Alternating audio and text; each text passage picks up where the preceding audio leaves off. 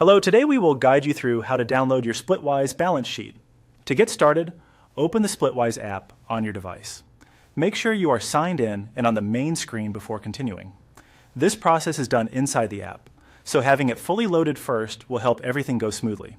Once the app is open, look toward the bottom left area of the screen and tap on Group. This will take you to the section where your shared expenses and balances are organized. If you use Splitwise with multiple groups, take a moment to confirm that you are in the correct one before moving on. That way, the balance sheet you export will match the information you actually need. After you're inside the group view, look at the options near the top of the screen. You may need to slide the top menu to the left to reveal more choices. Keep sliding until you find the export option. In some cases, this menu can be easy to miss if all the tabs are not visible at once, so move slowly and watch for the label. When you see export, tap on it. This opens the export action so you can send or save your balance sheet outside of Splitwise. Depending on your device, you may now see a sharing panel or a list of apps you can use. From there, select the sample app to export. This means choosing one of the available apps shown on your screen for sharing or saving the file.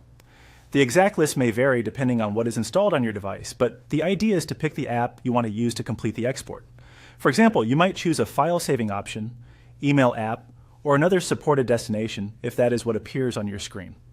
After selecting the app, simply follow the on-screen procedure. The remaining prompts may differ slightly based on the export method you chose, but they will guide you through the final steps. You may be asked to confirm where to save the file, review sharing details, or complete the export in the selected app. If something does not look right, go back and make sure you selected the correct group before exporting. It is also a good idea to wait a few seconds if the app takes time to generate the file. That's it. You have now gone through the process of downloading your Splitwise balance sheet.